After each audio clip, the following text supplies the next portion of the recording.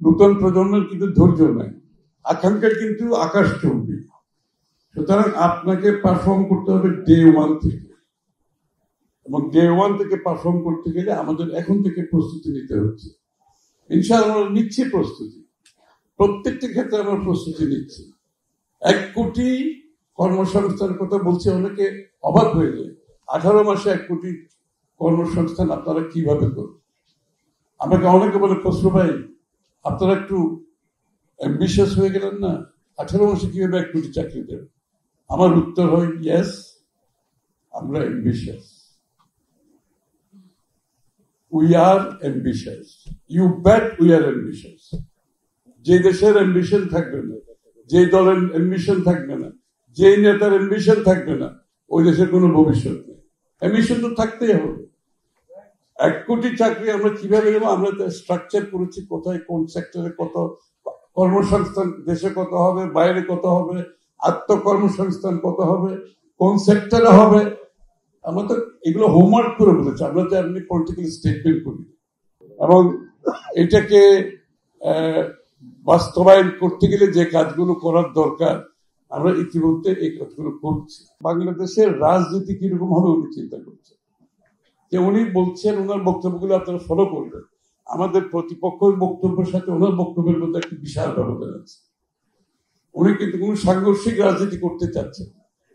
উনি প্রতিনিয়ত বলছেন আমরা সাংঘর্ষিক রাজনীতিতে যেতে পারবো না, আমাদের রাজনীতিতে সহনশীলতা থাকতে হবে, আমাদের রাজনীতিতে অন্য পক্ষের সাথে দ্বিমত পোষণ করেও তার মতামতকে সম্মান দেখাতে হবে, কোনো অসুবিধা নেই।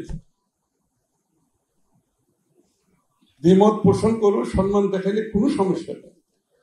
কারণ যত সংস্কার আপনি করবেন বাংলাদেশে, তারেক রহমান সাহেবের মতে যত সংস্কার করবেন, দেশ কোথাও ভালো দিকে যাবে না যতক্ষণ না আমার রাজনৈতিক সংস্কৃতি আমি পরিবর্তন করতে না। আমাদেরকে সহনশীল হতে হবে, আমাদেরকে অন্যের মতের প্রতি সহনশীল হতে হবে, দ্বিমত পোষণ করেও সহনশীল হতে হবে। এবং সবচেয়ে বড় কথা হচ্ছে, দিনের শেষে গণতন্ত্র থেকে সরে যাওয়ার কোনো সুযোগ নেই। এই জন্য বিএনপি, আপনারা লক্ষ্য করেছেন, এই যে এখন ঘটনাগুলো ঘটতেছে, আপনার মবক্রেসি একদিকে চলছিল, আবার অন্যান্য কিছু দল বিভিন্ন দাবি দেওয়া নিয়ে রাস্তায় নামছে। এখন কোন স্বৈরাচার তো নাই, কিন্তু বিএনপি রাস্তায় নামার কোন কর্মসূচি দিচ্ছে না। অন্যরা যাই করুক, আমরা কিন্তু সাংঘর্ষিক রাজনীতির দিকে যাচ্ছি, এবং এটাই বিএনপির আগামী দিনের রাজনীতি, যে সহনশীলতার মাধ্যমে বাংলাদেশে পলিটিক্যাল আপনি একটা স্থিতিশীলতা যেই দেশে থাকবে না, আমরা এখানে যত প্রোগ্রাম নেই কোনো লাভ হবে না।